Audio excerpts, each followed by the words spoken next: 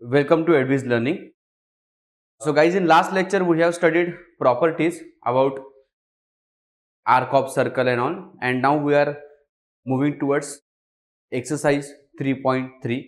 Question number 1. In figure, points G, D, E, F are concyclic points. Concyclic का मतलब points which are present on circle with center C. Angle ECF is equal to 70 degree. Major arc DGF is equal to 200. Find major arc DE and major arc DEF. So here is a circle with C as a center. What is given? Angle ECF is equal to, see here, angle ECF. This angle is equal to 70 degree. This is already given in the question. Also, arc DGF, this is DGF, is given as 200. Okay, क्या करना है question में? Find करना है major arc D find करना है. ये वाला आर्क हम लोग फाइंड करेंगे. As well find measure arc DEF. Okay, so इसके पहले वाले लेक्चर में जो प्रॉपर्टीज हमने सीखा उस प्रॉपर्टी को हम लोग यूज करेंगे. Now solution. See we know that a central angle, this is what a central angle. Central angle का मतलब मैंने आपको बोला था, the angle which is get formed at the center of circle in simple language. So central angle and its corresponding arc is always equal. तो अगर ये angle 70 degree है तो इस आर्क का मेजर भी कितना आएगा? 70 degree. Definition of measure of an arc. Okay, so measure arc EF comes out 70 degree. Okay, question में आपको पूछा है कि ये वाला आर्क फाइंड करेंगे. Now it is very simple. पूरे सर्कल का मेजर होता है 360 डिग्री. आउट ऑफ 360 ये 70 है, ये 200 है, मिला के हो जाएगा 270. तो 360 में से 270 को अगर हम लोग माइनस करते हैं तो will get answer for measure arc D. So complete circle measure arc DGF plus measure arc EF plus measure arc DE is equal to 360 degree. Measure of complete circle is 360 degree. Now this is 200, this is 70. ये आपको find करना है. इन दोनों को हम लोग add करेंगे तो ये बनेगा 270 और ये 270 वो साइड जाएगा. So it is measure arc D equal to 360 minus, direct 270 लिखा तो भी चलेगा, माइनस करेंगे तो measure arc D is equal to 90 degree. Okay, ये आएगा 90 degree. So measure arc DEF, ये वाला आर्क हमको फाइंड करने बोला है. DEF it is 90 plus 70, arc addition property.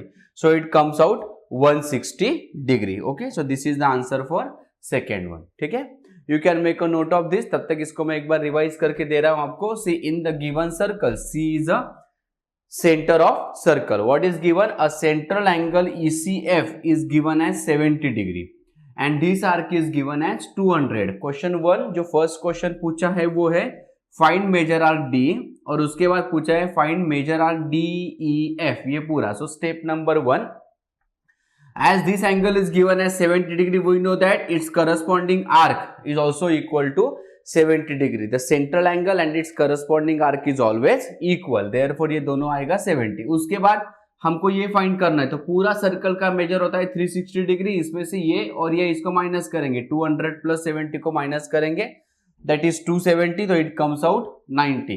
और लास्ट हमको जो पूछा था फाइंड मेजर आर्क DEF, तो ये 90 प्लस 70 अगर हम लोग करते तो it comes out 160 degree. Okay, so this is about first question. Now moving towards second question from this, that is in figure triangle QRS is a equilateral triangle, therefore prove that major arc RS congruent to major arc QS congruent to major arc QR. Also prove that major arc QRS is equal to 240 degrees. So this is the given diagram. So in this diagram we are given that this triangle QRS is a equilateral triangle. So as it is given that triangle QRS is a equilateral, ये triangle अगर equilateral है तो we know that in equilateral triangle all the three sides are equal. Triangle अगर equilateral है तो उसके तीनों भी साइड्स कैसे है? इक्वल है. क्या प्रूव करना है?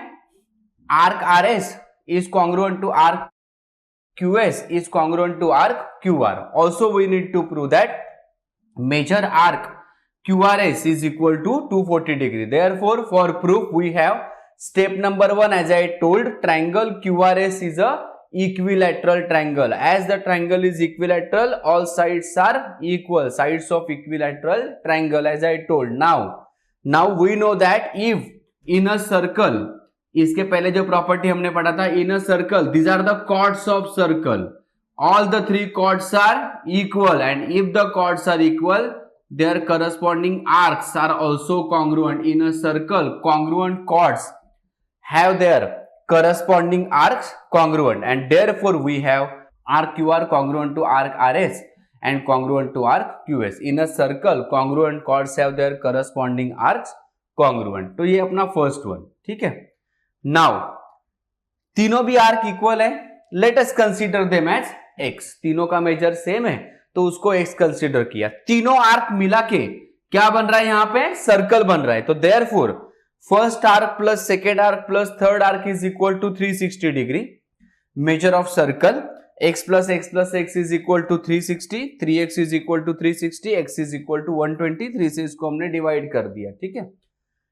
तो देयरफॉर x का आंसर 120 आया, मतलब हर एक आर्क 120 है. ये आर्क का मेजर 120 आएगा, ये आर्क का मेजर भी 120 आएगा और ये आर्क का मेजर भी 120 आएगा. देयरफॉर तीनों arcs are equal to 120. Question में क्या पूछा है, QRS को पूछा है. देख लो QRS, so it is 120 plus 120 कितना आना चाहिए, वो 240. तो ऐड करेंगे तो चेक करो 240 आ रहा है कि नहीं. Yes, measure arc QRS is equal to 240. Okay, you can make a note of this. तब तक हम लोग इसको रिवाइज कर लेते हैं. What is given in a circle? This triangle QRS is given as an equilateral triangle. If the triangle is equilateral, all three sides are equal. So this is our first step. तीनों sides equal. Okay.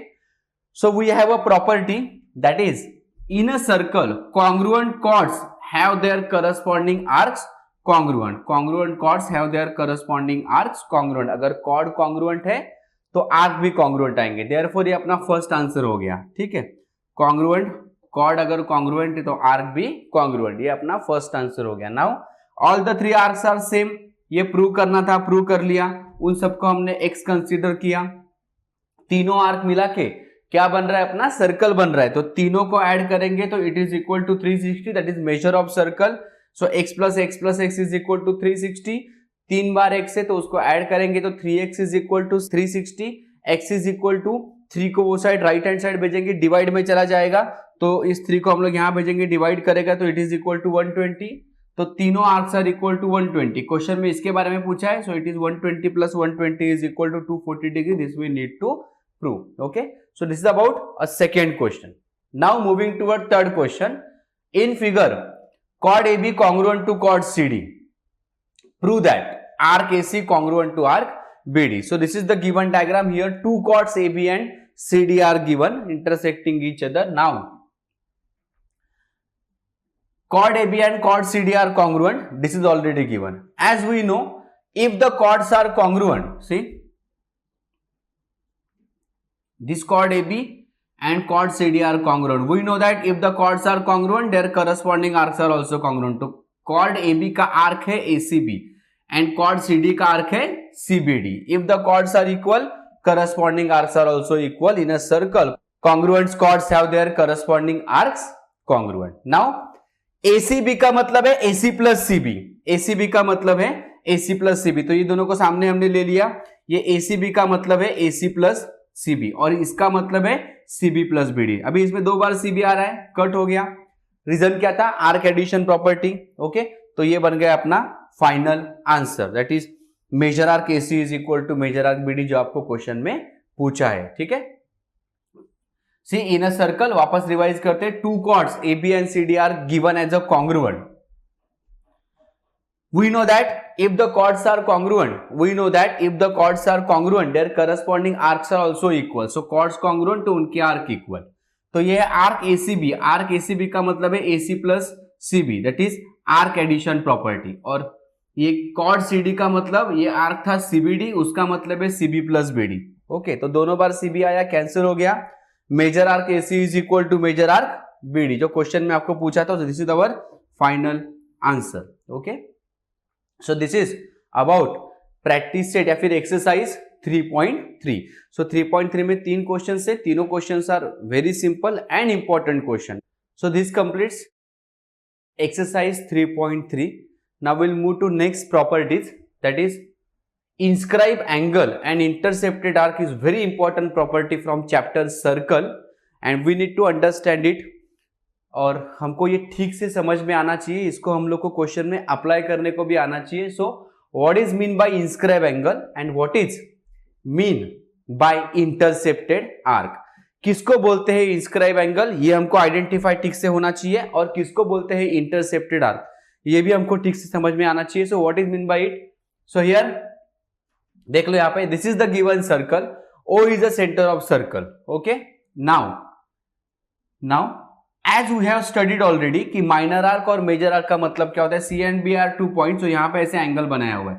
This angle is known as inscribe angle. Okay, angle CAB is known as inscribe angle. Angle CAB is known as inscribe angle. Okay, ये है minor arc और ये है major arc. As I told in before 3.3 start करने से पहले major और minor arc के बारे में अपना बात हुआ है. तो दिस इज इंस्क्राइब एंगल. तो किसे बोलेंगे हम लोग इंस्क्राइब एंगल और किसे बोलेंगे intercepted arc. That is, see this angle is a inscribe angle, that is angle BAC या फिर यू कैन से CAB, एक ही बात है, is a inscribe angle and this arc CB is a intercepted arc.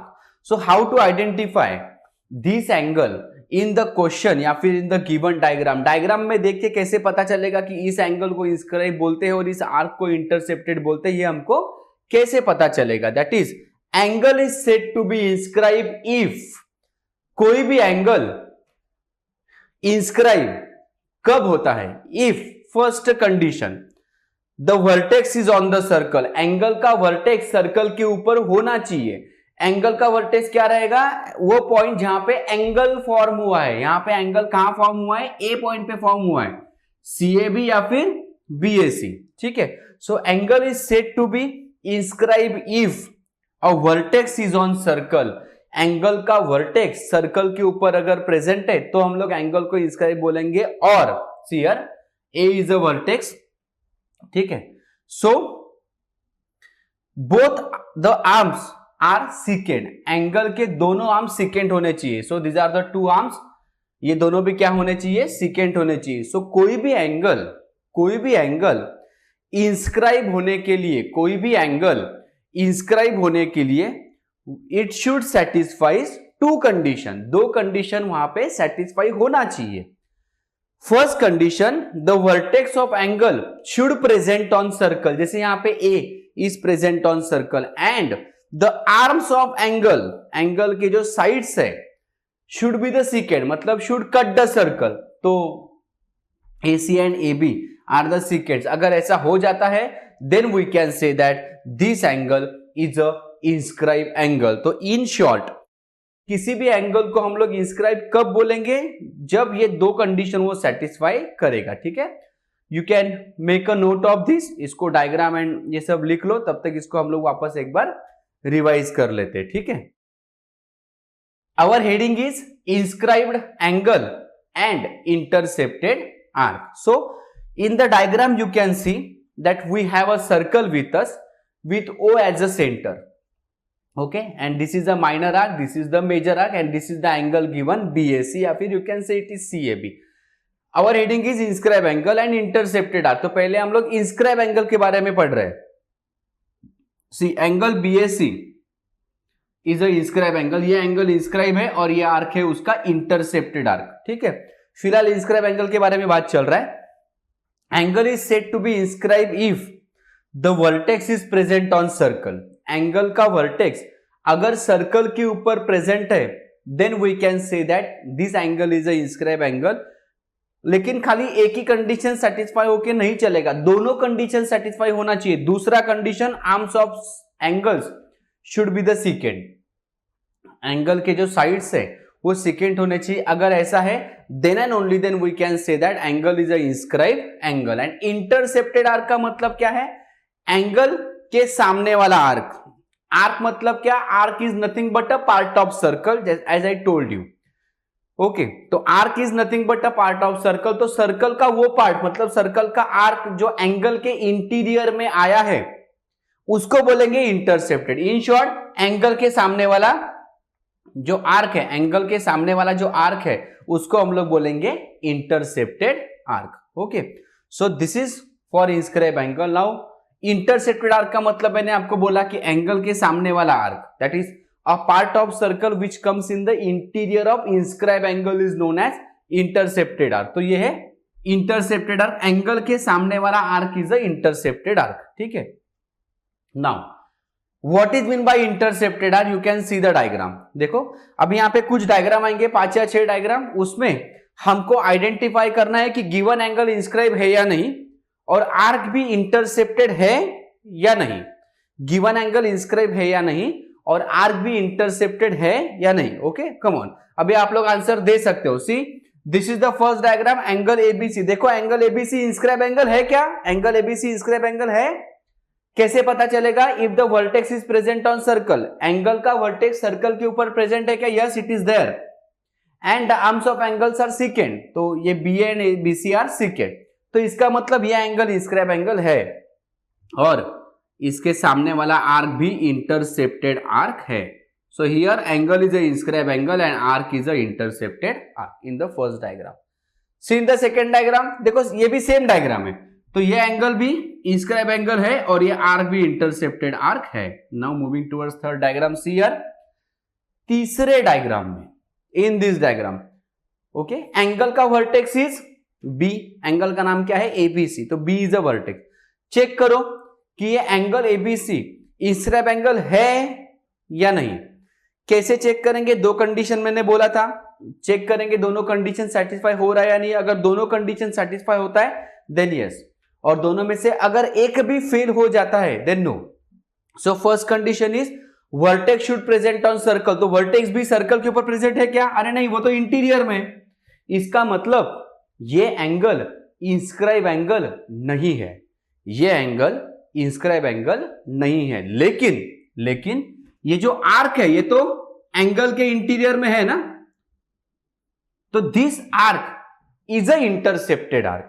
Angle inscribe नहीं है लेकिन arc फिर भी इंटरसेप्टेड है। ओके तो आर्क इंटरसेप्ट होने के लिए एंगल का इंस्क्राइब होना जरूरी नहीं है। इंटरसेप्टेड आर्क का मतलब है एंगल के सामने वाला आर्क। ओके नेक्स्ट डायग्राम में चेक करेंगे, हियर वापस हम लोग चेक करेंगे कि एंगल इंस्क्राइब है या नहीं, एंगल इंस्क्राइब है या नहीं चेक करेंगे। Vertex B is outside the circle, vertex भी सर्कल के बाहर है, तो यहां पर भी एंगल इंस्क्राइब नहीं है। लेकिन ये वाला आर्क और ये वाला आर्क, माइनर एंड मेजर, ये बड़ा आर्क, माइनर मेजर नहीं बोल सकते, ये बड़ा आर्क और ये छोटा arc, these are the two arcs which are intercepted arcs। ठीक है, here यहां पे क्या हुआ है देखो, B तो सर्कल के बाहर चला गया, मतलब vertex B is not on circle, तो ये भी एंगल इंस्क्राइब नहीं है। लेकिन we can say that this arc और ये इतना part are the intercepted arc. ठीक है, next here again same thing, ये एंगल भी इंस्क्राइब नहीं है लेकिन this particular arc and this particular arc they are the intercepted arc because they comes in the interior of angle। ठीक है, so this is about intercepted arc and inscribe angle। now inscribe angle theorem, inscribe angle theorem इसका property आपको मैं explain कर रहा हूं अभी। inscribe angle theorem, see here in this diagram this angle B is a inscribe angle, AOC is a central angle, arc APC is a minor arc, that is angle के सामने वाला arc, that is intercepted arc. The measure of an inscribe angle is half of the measure of the arc intercepted by it. Inscribe angle theorem, that is measure of inscribe angle is half of the intercepted arc, that is angle ABC is equal to half of angle AOC. This is also inscribe angle theorem कि इस angle का major इस central angle के half होता है। And as the central angle and सामने वाला arc is always equal, तो एंगल के भी हाफ होता है, ये एंगल सेंट्रल एंगल के भी हाफ होता है और ये एंगल इस आर्क के भी हाफ होता है बिकॉज ये दोनों इक्वल होते हैं। See here angle ABC is half of the measure arc APC. ठीक है, तो ये दोनों भी आंसर इंस्क्राइब एंगल थ्योरम के लिए। क्वेश्चन जब एग्जाम में आएगा तो हो सकता है कि एंगल का मेजर दिया हो या आर्क का मेजर दिया हो, अप्लाई इस तरह से आपको करना है। ठीक है, this is what is a inscribe angle theorem. ठीक है, now corollaries of inscribe angle theorem. Okay, using inscribe angle theorem और कौन सा प्रॉपर्टी डिराइव हो सकता है? Number 1, angles inscribe in same arc are congruent. एक ही आर्क में जो एंगल इंस्क्राइब हुए हैं they are congruent. See the diagram, यहां पे for this angle this is the intercepted arc, और ये दोनों एंगल कौन से आर्क में इंस्क्राइब हुए हैं? ये पीछे वाले आर्क में इंस्क्राइब हुए हैं। ठीक है, now statement is angle inscribe in same arc are congruent given a circle with centre O, also angle ABD, see O is the center of circle, OABD, angle ABD and angle ACD both are angles inscribed in arc ABD। ये दोनों भी angles इस पीछे वाले arc में inscribe हुए हैं। ठीक है, एंड इंटरसेप्ट आर्क एपीडी, और ये आर्क एपीडी जो है वो क्या है? इंटरसेप्टेड आर्क है। Okay, according to our statement, angles inscribed in same arc are congruent. So angles ABD and ACD, they are inscribed in this पीछे वाला arc ABD. Okay, or you can say ACD is one at the same. And ये जो arc है this is the intercepted arc. दोनों angle ने same arc को intercepted किया हुआ है। प्रूव दैट दोनों एंगल इक्वल है। ठीक है, सो प्रूफ अभी जो हमने पढ़ा थ्योरम इंस्क्राइब एंगल थ्योरम, उसी को यूज करेंगे, दैट इज एंगल ABD। देख लो इधर, फॉर एंगल ABD इसके लिए this is the intercepted arc, तो angle ABD is equal to half of major arc APD according to inscribe angle theorem. Same way for this angle also it is true, angle ACD is equal to half of major arc APD। Now you can say that right hand, दोनों का reason क्या है? Inscribe angle theorem जो हमने अभी पढ़ा, दोनों का right hand side is same. As the right hand side same, left hand side is also same. Therefore, angle ABD is congruent to angle ACD, which is the final answer for our theorem. ठीक है, ये दोनों angle same है। इस दोनों angle की खासियत क्या होती है कि दोनों एंगल का starting and ending point same ही होता है। Angle ABD starting point is A, ending point is D। Angle ACD starting point is A, ending point is D। इसके ऊपर से भी हम लोग इसको आइडेंटिफाई कर सकते हैं। Okay, let us revise this corollaries of inscribe angle theorem। तो first corollary, angles inscribe in the same arc are congruent. ऐसे एंगल जो एक ही आर्क में इंस्क्राइब है वो कॉन्ग्रुएंट है। So for the given diagram O is the centre of circle, ABD and ACD are the inscribe angle in this arc, और ये सामने वाला arc is a intercepted arc. So use inscribe angle theorem as they are the corollaries of inscribe angle theorem, that is angle ABD is equal to half of major arc APD and angle ACD is also equal to half of major arc APD। ठीक है, तो ये right hand side same हो गया, therefore left hand side same, therefore ये दोनों angle equal. Okay, now next corollary, angle inscribe in semi circle is right angle. So we know that suppose this is given circle, O is the centre, AC is the diameter, तो ये ऊपर वाला part बनेगा semi circle, नीचे वाला part भी बनेगा semi circle. So angle inscribe in semi circle is angle ABC। Prove that it is right angle, मतलब 90 डिग्री प्रूव करना है। A circle with centre O, AC is a diameter, angle ABC is inscribed, see angle ABC is inscribed this semicircle ABC and its intercepts arc is AMC. Okay, intercepts arc AMC. Prove that angle ABC is equal to 90 degree. Proof, measure arc AMC is equal to 180 degree। ये जो arc है AMC इसको कितना बोला है? 180 degree बोला है। क्यों? Because O is a center and AC is a diameter, O is a center, तो ये अपने आप सेमी सर्कल बनेगा। सेमी सर्कल का मेजर कितना होता है? 180 degree. Okay, now using inscribe angle theorem, angle ABC is equal to half of its corresponding या फिर intercepted arc. So angle ABC is equal to half of major arc AMC, तो it is equal to half into 180, therefore ABC is equal to 90 degree. Therefore ABC is equal to 90 degree, तो ये angle कितना degree का आएगा, 90 degree का। And therefore हमारा ये to prove हो गया, angle inscribe in semi circle is right angle. ठीक है, can make a note of this, इसको एक बार रिवाइज कर लेते हैं। Angle inscribe in semi circle is right angle, so it is given that circle with centre O, AC is a diameter, diameter है करके ये सेमी सर्कल हो जाएगा, ये भी सेमी सर्कल हो जाएगा। Angle ABC is inscribe angle, आपको प्रूव करना है कि उसका मेजर 90 डिग्री है, proof. O is a center, AC is a diameter, and therefore we have this part is semicircle as well as this part is also a semicircle. Semicircle का measure होता है 180 degree, measure of semicircle. Now using inscribe angle theorem, this angle is a inscribe angle, और उसका ये सामने वाला जो arc है ये है intercepted arc. So using inscribe angle theorem, angle ABC is equal to half of measure arc AMC. Reason inscribe angle theorem, so it is half into 180, so angle ABC is equal to 90 degree. Hence angle inscribed in semicircle is right angle. ठीक है, theorem of cyclic quadrilateral. Okay, so this is next important theorem.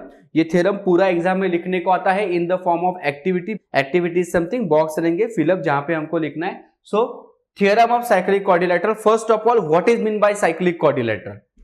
A quadrilateral having all its four vertices present on circle is known as cyclic quadrilateral. ऐसा quadrilateral जिसके चारों vertices circle के ऊपर present है, चारों vertices circle के ऊपर present है, it is known as a cyclic quadrilateral.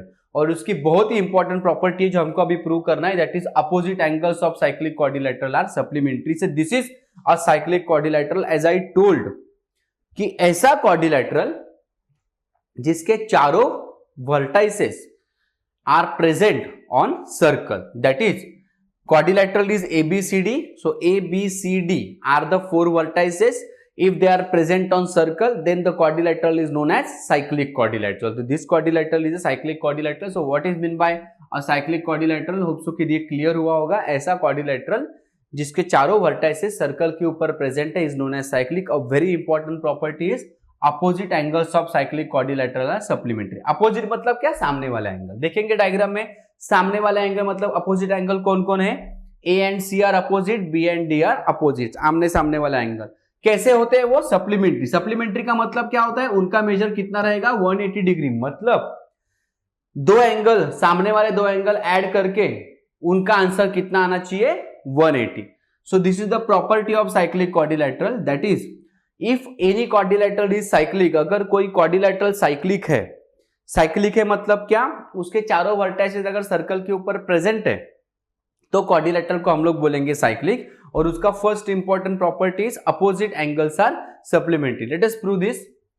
Okay, so this is the complete theorem. ये रेड मतलब क्या दिख रहा है हमको, जहां पे बॉक्स है अपने टेक्स्ट बुक में. ठीक है, so given quadrilateral ABCD is a cyclic. Quadrilateral ABCD is a cyclic quadrilateral. Red मतलब क्या है, अपने टेक्स्ट बुक में जहां पे बॉक्स है वो हमको जहां पे फिलअप करना है वो मैंने दिया है. क्या प्रूव करना है, अपोजिट एंगल सप्लीमेंट्री. सो जैसे हमने थोड़ी देर पहले आइडेंटिफाई किया था opposite angles. So A and C are opposite angle, B and D are opposite angle. Therefore B plus D is equal to 180 as well A plus C is equal to 180. ठीक है, proof. Arc ABC check करेंगे, ये है arc ABC. Okay, arc ABC intercepted bye inscribe angle. तो ये अगर ये arc ABC है अपना, तो ये इंटरसेप्ट हुआ है इस एंगल से, ADC से. तो arc ABC is intercepted by angle ADC. Therefore using inscribe angle theorem, measure of this angle ADC is equal to half of the corresponding arc, half of the intercepted arc. So angle ADC is equal to half of major arc ABC, equation number 1. Okay, तो हमने ये D के लिए किया. Same ऐसा अगर हम लोग B के लिए करते तो B के सामने वाला आर्क है ये ADC. तो here similarly angle ABC is inscribed angle and intercepted arc is ADC. Same way answer लिखेंगे. Angle ABC, now angle ABC is equal to half of intercepted arc, that is half of arc ADC. ठीक है, equation number 1, equation number 2, दोनों का reason है inscribe angle theorem. क्या prove करना है हमको, B प्लस D. तो इन दोनों इक्वेशन को मैं ऐड करूंगा बिकॉज टू प्रूव में ही ऐड करने बोला है. तो ADC plus ABC is equal to half of major arc ABC plus half of major arc ADC। तो दोनों में हाफ है, हाफ कॉमन हो गया, major arc ABC plus measure arc ADC। Now measure arc ABC और major arc ADC मिला के क्या बन रहा है, पूरा सर्कल बन रहा है। पूरा सर्कल का मतलब है उसका मेजर बिकम्स 360 डिग्री। फिर 2 से डिवाइड करेंगे तो आंसर आएगा 180। तो ये फर्स्ट वाला प्रूव हो गया, B plus D is equal to 180। इसको भी प्रूव करना, but you can write similarly, we can prove that angle A plus angle C is also equal to 180 degree. So this is a very important property of cyclic quadrilateral. इसको हम लोग एक बार वापस repeat करने वाले हैं, that is theorem of cyclic quadrilateral. Cyclic quadrilateral मतलब मैंने क्या बोला था, the quadrilateral having all 4 vertices present on circle is known as cyclic quadrilateral। ऐसा क्वाड्रिलेटरल जिसकी चारों वर्टिसेस सर्कल के ऊपर प्रेजेंट है, ठीक है। Property, opposite angles of cyclic quadrilateral are supplementary. Cyclic quadrilateral के अपोजिट एंगल कैसे होते हैं, सप्लीमेंट्री होते हैं, ठीक है। So given quadrilateral ABCD is a cyclic, okay. Prove क्या करना है, opposite angles are supplementary. Opposite angles are B and D are opposite angle as well as A and C are also opposite angle. So angle B plus angle D is equal to 180 as well angle A plus angle C is equal to 180 degree. Proof, arc ABC is an intercepted arc. This arc ABC intercepted by angle ADC. So using inscribe angle theorem, angle ADC is equal to half of major arc ABC. Okay. Similarly, ये arc है तो ये angle है, और ये arc है तो फिर ये एंगल है, ठीक है। So similarly angle ABC is equal to half of major arc ADC, equation number 2। Okay, तो दोनों को ऐड करेंगे हम लोग, तो half of major arc ABC plus half of major ADC, दोनों जगह हाफ प्रेजेंट है तो ये कॉमन हो गया। Major arc ABC plus ADC मिला के पूरा सर्कल बनेगा। 2 से 360 को डिवाइड करेंगे, it comes out 180 degree. Similarly we can prove that angle A plus angle C is equal to 180 degree. So this is cyclic quadrilateral theorem, which is very important. Based on this we have 3 more properties with us.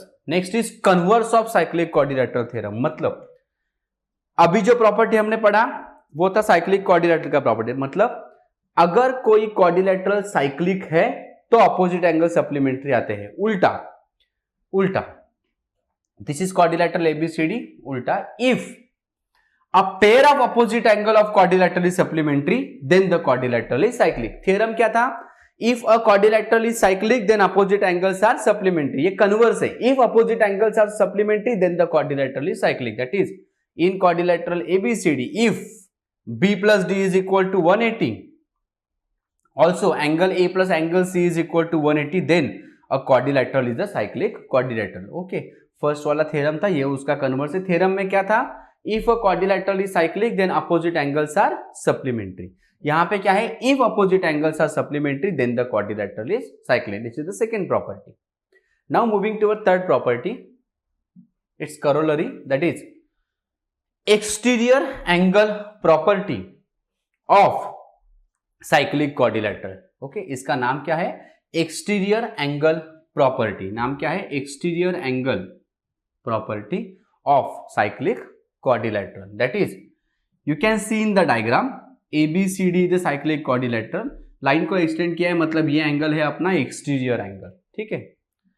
And exterior angle of cyclic quadrilateral is congruent to the angle opposite to its adjacent interior angle.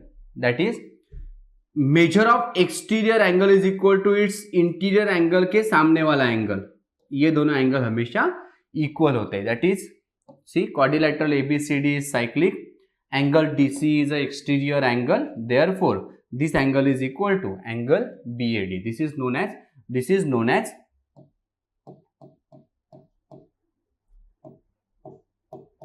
Exterior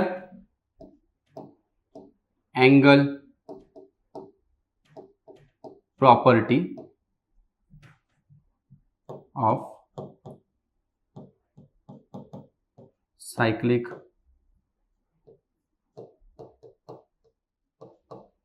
quadrilateral। this is known as exterior angle property of cyclic quadrilateral। okay, this is third property। now moving towards next property, that is see here, if end point of segment forms congruent angles on the same side of a segment, then the vertices of those angles and endpoints of the segment are concyclic. See what is mean by concyclic?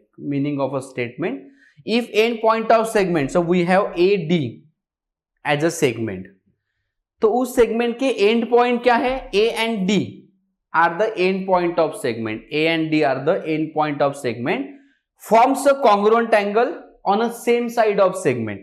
That is, ये अगर segment है तो ये side नहीं तो फिर down side. Suppose ये side उन्होंने कॉन्ग्रुएंट एंगल फॉर्म किया है, तो angle ABD is congruent to angle ACD. एक ही साइड पे उन्होंने कॉन्ग्रुएंट एंगल फॉर्म किया है.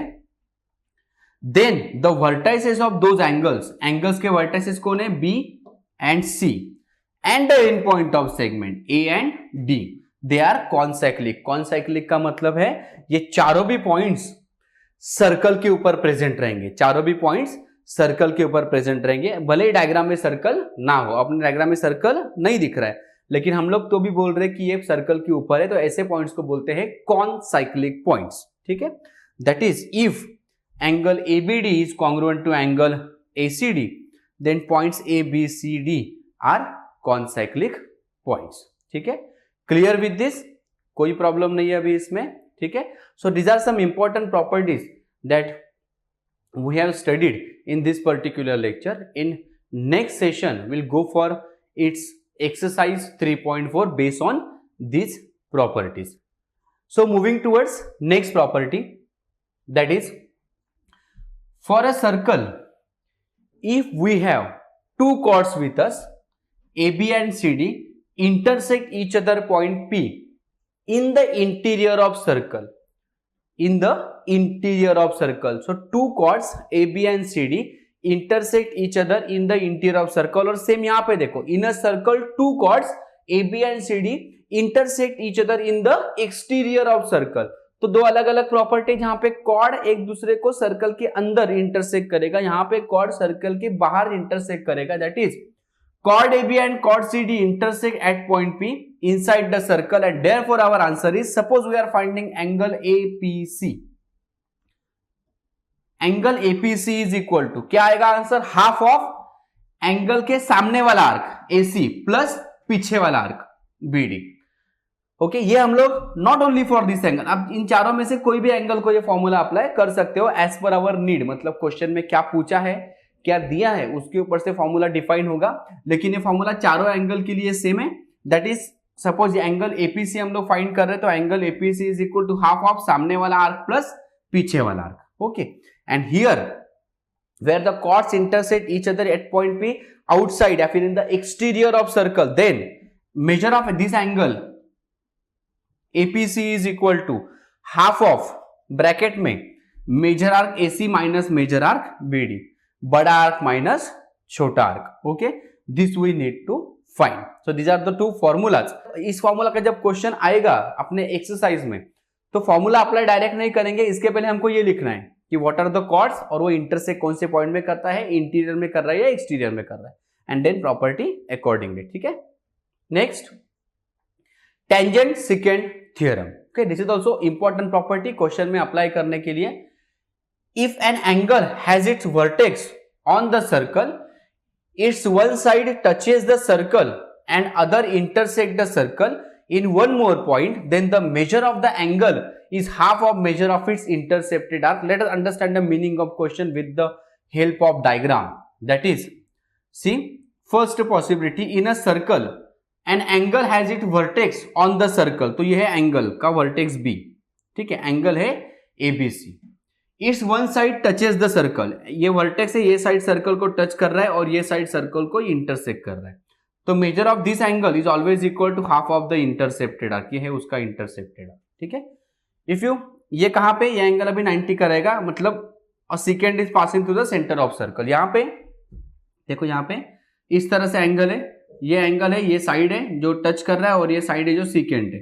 तो again major of this angle is half of this intercepted arc. यहां पर भी सेम, ये टच करने वाला साइड है और ये सेकेंड है, तो this angle is equal to half of this arc. That is, if an angle has its vertex on the circle, अगर कोई एंगल है जिसका वर्टेक्स सर्कल के ऊपर है, इसका one side touches the circle and other is intersect the circle in one point.